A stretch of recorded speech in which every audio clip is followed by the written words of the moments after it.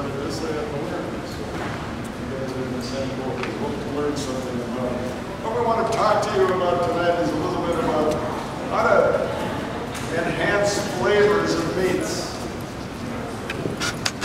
We got a brand new boot camp trailer out there. There's no logos on it, but if I had the old one out here, you would not have seen a logo for the North Dakota Walleyes Breeders Association. You would not have seen a logo for any chicken group. You would not have seen a logo for the United States Improvement of Tofu or anything like that. Those particular kinds of proteins probably need spices and rubs more than we do. And we're unabashedly red meat folks here, guys. Beef, pork, and lamb. We make no apologies for it. So I got every kind of spice you ever might think you'd put on a protein, and it's simply here to kind of enhance your eating experience. The place you're going to start doing that for most of us is with salt. Huh? So do you put salt on before you put a steak or a chop on the grill or afterwards? Before? Absolutely. Salt draws moisture to the surface. It makes a little slurry. It begins to break down the proteins on the surface. So when you put it on a grill, you seal everything else inside. And if you put on salt afterwards, all you're doing is adding salt to the outside. It's already dry, it's going to stick.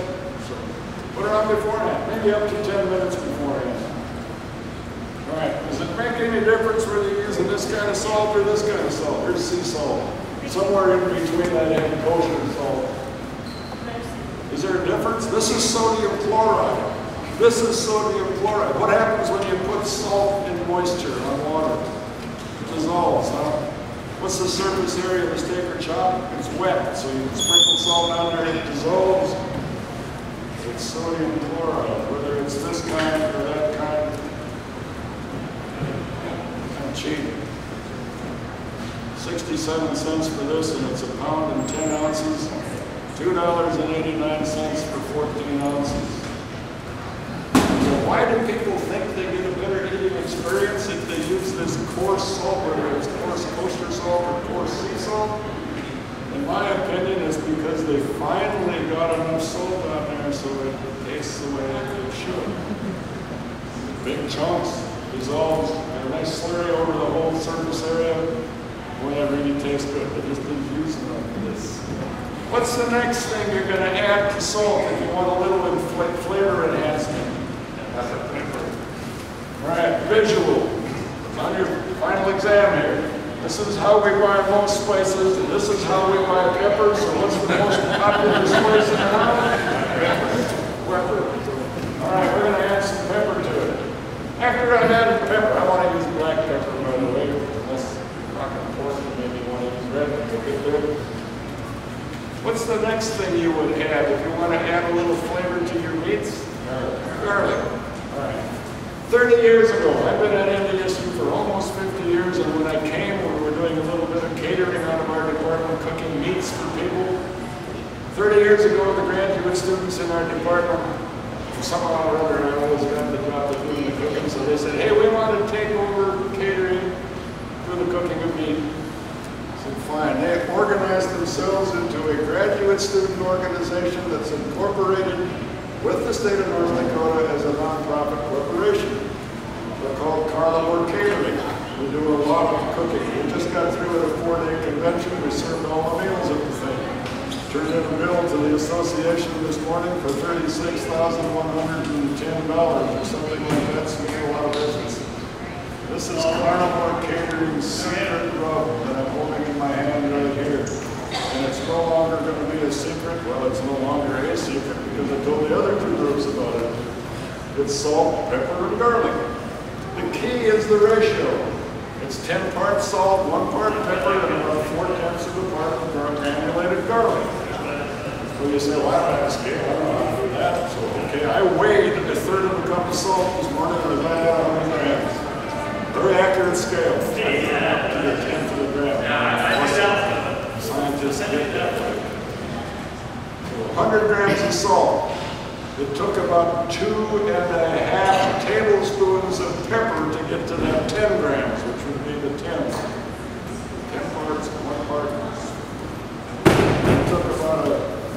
short teaspoon of granulated garlic to get 4 or 5 grams to make the other part. So a third of a cup of salt, tablespoon and a half of pepper, short teaspoon of garlic, put it somewhere, shake the heck out of it, and get carnivore catered in there.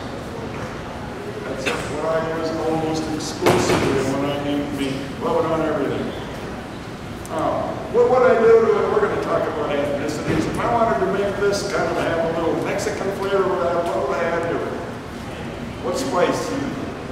I put about a quarter teaspoon of cumin in here. When you walk into a taco shop, you don't smell meat, you don't even smell cumin. If I wanted to make an Italian thing, we go to oregano or basil or both, another quarter teaspoon of each. Put it in there and mix it up. How about Caribbean, drink type stuff?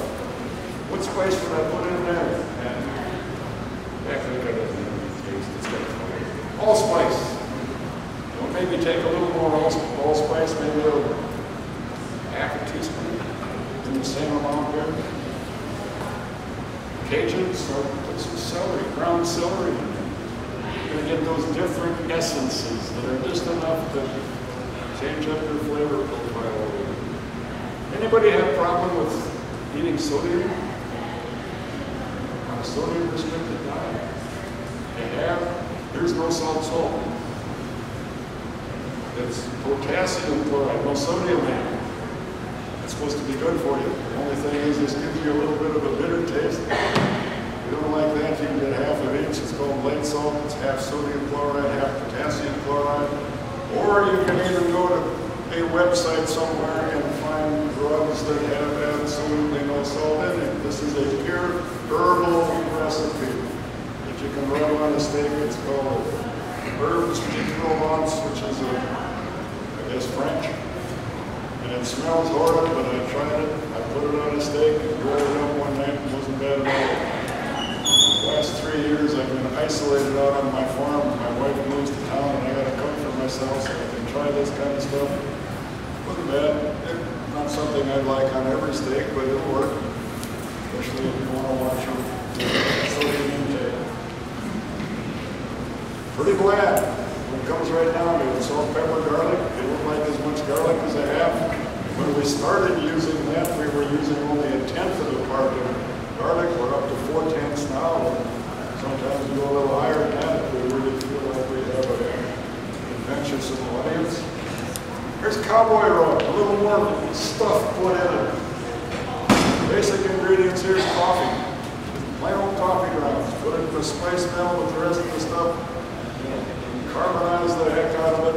You can taste the coffee, but it gives you a distinctly different flavor to your steak. I don't know where it got the name cowboy rub. Somebody had some coffee grounds in the saddlebags of this and shot an antelope and got the coffee grounds on there and said, hey, that ain't bad at all. Emerald Lagasse. You look up something on the internet, there's all kinds of stuff. He's kind of a Creole dude, so Creole, it's got some paprika in there to give it some color, a few other spices that kick it up a bit. Cajun's a little more spicy yet. You think of Cajun in terms of seafoods more than anything else, but it does work on a steak. And finally, if you have a jug of milk around and you want to really have a spicy experience, you can try the Tex-Mex. It's got some red pepper in there. It's the only one. It's got some sugar put back in to cut the extreme harshness of the red pepper in there. Are they bringing our kebabs? We're about at that point. All these recipes are on our website. Feel free to come out afterwards and try some of these. They'll kind of prefer you didn't. That's why we got the little spoons and plates over here. Put something on there, and then it's your plate and your fingers. Try them out. My son decided I need to study a little more and talk to you, so we gave me a couple of books. The guy writing this is one of those, apparently the same kind of guy that can pick up a wine glass and say, well, this is grape Street. The second mile up from the Caribbean, it was harvested in June of 1912. It's this kind of grape and all that. sea salt is the only way to go. I can tell you, and this is good, I can tell you whether that sea salt came from the South Sea Islands, whether it came from Canada or Norway or the North Sea. They all got little different essences in there.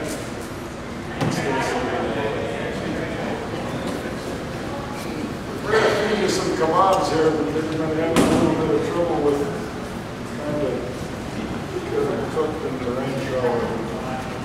We have two distinctly different rubs here. You came from where they're cooking ribs. And I think what's put on the ribs tonight is what we call a Kansas City rub. It's got major ingredient is brown sugar. It's brown sugar and paprika and a few other things to give us a kick.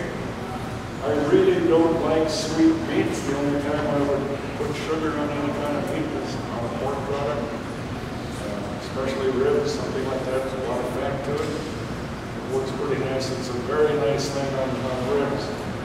The other one is essentially the same ingredients, but no sugar in it. It's a Memphis-style rub. That's generally meant to have a sweet barbecue sauce as a condiment afterwards. Rub this on. It's got a distinct bite to it, and then you put sweet barbecue sauce on maybe the last couple of minutes you're on the grill, or maybe even as a condiment afterwards. What's the difference between a spice and a herb? We talk about them interchangeably. Are they interchangeable or something? A spice can be a seed.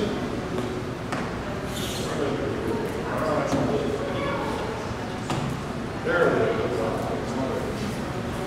Fennel seeds. If you put a fennel seed in something and you bit into it, it wouldn't have a very nice eating experience because it's a very strong, it's almost a licorice-like essence to it, but as a whole seed, it would be pretty bad news. So you need to get it in this kind of form. You see this called for once in a while. You're going to toast them first and then put them in your spice mill and grind them up.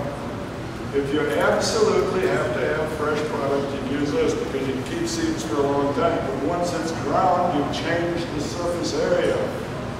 You've gotten this into really small little chunks, and it's going to lose its flavor over time. So you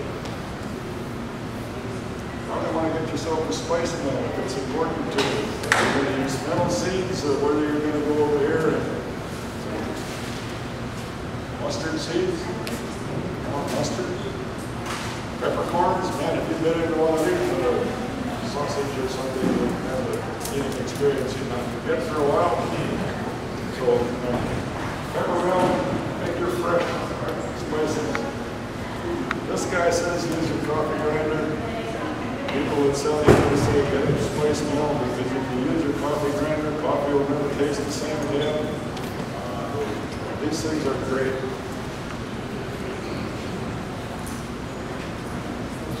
Black pepper. This is 34 or 6 mesh on it. This is restaurant quality pepper. It's got a mesh count of 34. The stuff you buy at a grocery store, like McCormick's, that's probably about a 50-something or a 60 mesh. Or you can just keep grinding pepper. It'll eventually turn white. This looks that's leaking all over. What's that number stand for? Number of holes in the square inch. This stuff passed through a 6, but it won't go through a 7, so it's a 6 mesh. Coarse grind. Some recipes call for coarse ground pepper. This is probably the most universal thing that's used in the restaurant trade. It's a coarser pepper, gets you more flavor because it's a bigger leaf, but it doesn't flow very good, so the stuff that you have in your house probably has been around there for a long time. About the pepper shaker, so it needs to be a smaller grind. Red pepper. This is a pepper plant. The wars were fought over where the pepper plant came from. This can be grown anywhere. It's a red pepper. Look, paprika is a red pepper, but where do we get paprika? What is it? A lot of countries, it's a red bell pepper that's been dried and ground. It's got a unit number on there, 120. This is also a red pepper, a little different variety, but it's got a number on here, that's 60,000. What does that 60,000 stand for? Heat units or Scoville units. Tabasco sauce has a Scoville unit rating at about 12,000, the red stuff. This is 60,000. Burn my Norwegian tongue to blister. That number is the concentration of a chemical called capsaicin C, and the number represents how much dilution with sugar water it takes to overcome peppery, the pepper flavor. At 120 for paprika, you're going to dilute it with 120 units of sugar water. This stuff takes 60,000 dilutions before you can't taste pepper anymore. Scoville units go up to about 2 million. Right now, I think the record for hotness of a pepper that is grown is somewhere around 1.3 million. Any idea where there's competition everywhere to see what country or who can grow the hottest pepper? Do you know where it is? I don't know where, someplace. They got to harvest the thing with a hazmat suit because if you breathe it, it'll kill you. You know, what's the point? You can't eat it, you can't do anything else with it. You just brag about the fact that I raised a 1.6 million Scoville unit pepper. Are we going to get kebabs? 5 minutes. I ran out of gas. What? I ran out of gas. You ran out of gas. So am I. I'm going to leave that one alone. I have a question. Do you have a general recommendation of when you throw them out? You know, you have them in your shelf, and you use them, and then you lost most of the Yes, other than that, is you don't think it's got the right kind of flavor to get rid of. No, this one says used by 4/20, for April of 2012. That's what it is. That says the same thing. This one says used by August of 2009.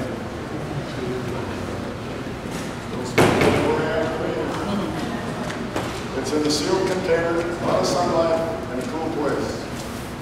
And once it's dry, now it's going to have an expiration date on it, but we're trying to sort of have a target. Yeah, you're going to lose some flavor over time. On a workator, they're going to mix up 5 gallons for a friend of mine out at home every year. 5-gallon bucket, and goes back next year, and gets another 5-gallon buckets, and I know this stuff tastes good for you. But the only herb in here, so to speak, or spice is pepper and garlic. I'd be willing to bet you guys got that. I'm sure they're all been there for several years. Marinades. What is red? Corn. Quinn's going to hand you out a kebab. It's got 2 chunks of meat on it. This is Reed Redden. He's our extension chief specialist. He's going to talk to you about it. Okay, first off, before we get into the lamb spiel, there is peanut butter on one of these, and it kind of runs on both. So if you have peanut allergies, don't eat this one, and then don't eat the next series of them either, because they didn't get all of your grills had to use the same. So let's go ahead and pass them out. In the degree of doneness, you had some pork chops, the grilling station, you had some burgers, you had some beef, and this is the first year that we're actually having lamb highlighted in one of these stations. They've always had lamb in the final meal. But about a year ago, I was talking with sheep producers, and so a big part of my job is education for people out in the state. And we were giving some presentations, and they said, yeah, we've heard it from you, we've heard it from the guy before you, and we're pretty good at raising these, but we need to get this information out, that we provide a great product of lamb to the consumer. So we're going to taste test some lamb today.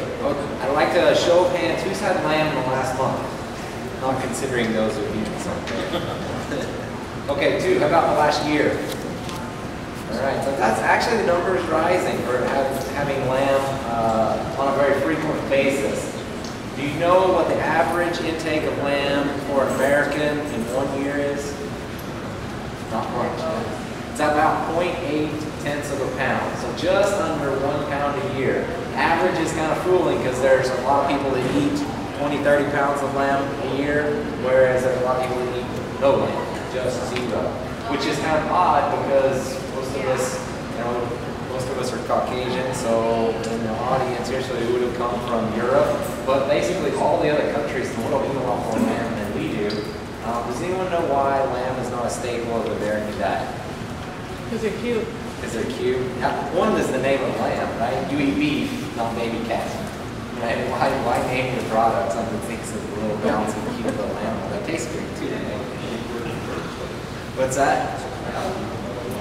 Well, okay, so there's kind of a backstory to that. Okay, so the sheep numbers hit their peak in 1940s and started to decline. And kind of give you a hint, there was one key pivotal moment that started to our culture going away from eating much lamb, and it happened in the 1940s. Anybody want to take a guess? Key thing, World War II.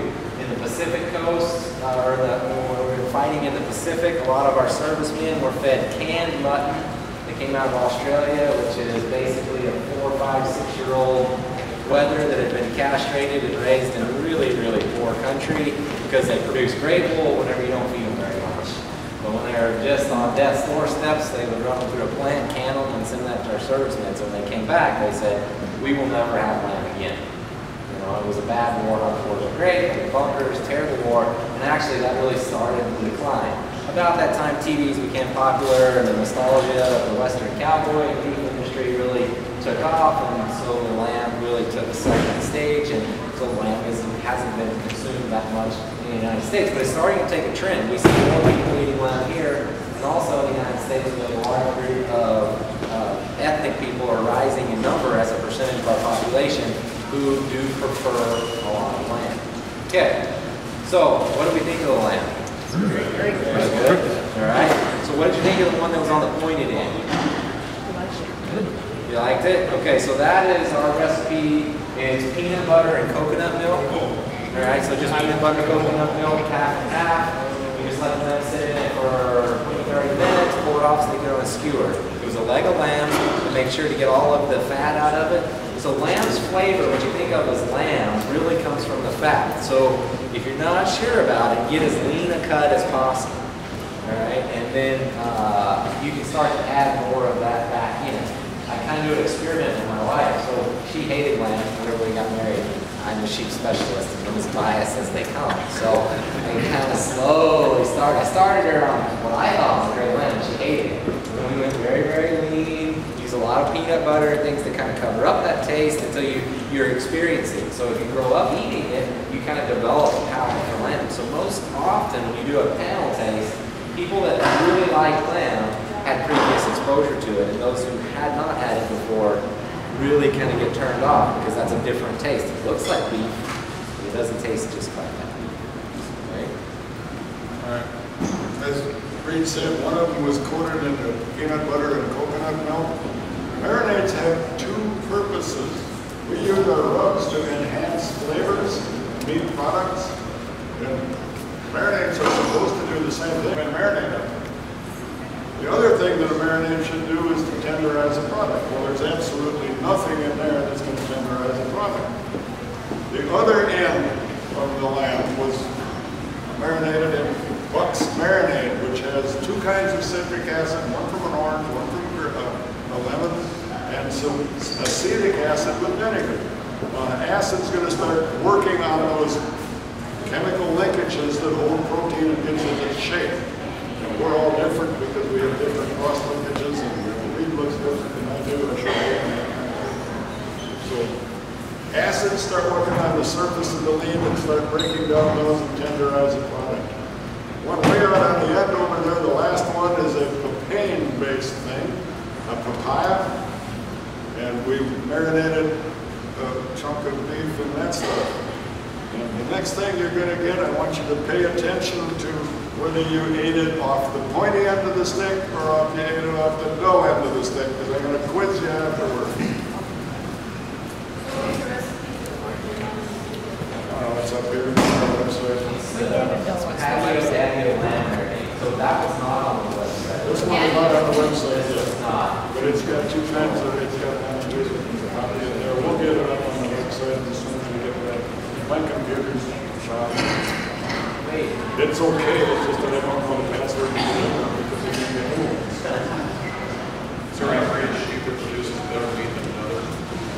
They've done studies where they looked at breeds within wool breeds, and you can really tell no difference in that lamb flavor. Most of it comes with aging, but there is a difference between hair sheep and wool sheep. So there's sheep who do not produce wool, and so when you get into wool sheep, they produce lanolin that comes with the wool, and so it's an oily substance that keeps it combining together, and all wool sheep have that lanolin. And that lanolin does factor into the fat, which gives it that flavor. So the hair sheep and wool sheep do taste a little different. The hair sheep is probably more like beef with a little spice of goat in there. But they all eat the same diets and they're all ruminants. So, goat eats a little bit of a different diet than cow. Cow and sheep eat relatively similar diets. So it's only really the lanolin that starts to give that different flavor. All right, so we talked about tenderness. How do you measure tenderness? We're scientists. We did not get paid for being scientists. We have to have what we would call empirical data, some numbers that we can analyze. So one of the ways I can measure tenderness is to tell you when you took that chunk off the dull end or off the point end, count the number of chews it took you before you were ready to swallow it. So you're sitting up and he's young, he's got sharp teeth, he's going to take less chews than me with half my mouth. It's laying somewhere out because it counts me. So there's going to be differences that are not scientifically based. So a number of years ago, a couple of scientists out of Wisconsin developed a device called the Warner-Brasler shear mechanism, and it is the standard for measuring tenderness in meat products. And what it is it's a machine that stands about this tall, and there's two pieces of metal. Leave a hole in the middle about like this. They're dull and probably, I don't know, 20 gauge, something like that. Hydraulic ram draws them across each other. Up here there's a scale that measures how much force it took to shear a core of meat, about the size of my little finger, a half-inch core of meat. In beef, anything less than about 8 pounds is considered tender. Somewhere between 8 and the upper teens, 18, 19, 20, somewhere in there is considered maybe tender, maybe not. Anything in the 20s and up is tough. I should say it's less tender. So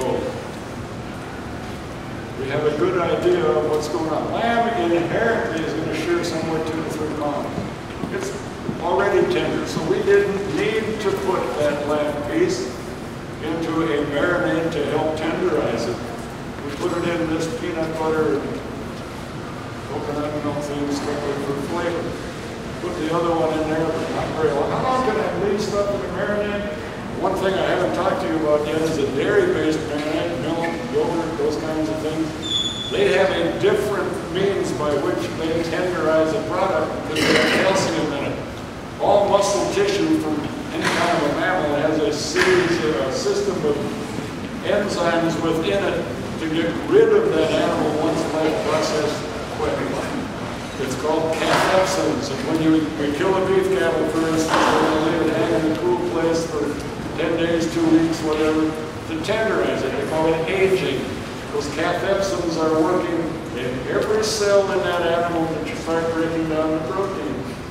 It gives us a mouthfeel that we're used to. When we use an acid or an enzyme to start breaking down, it works on the surface and it's going to change mouthfeel.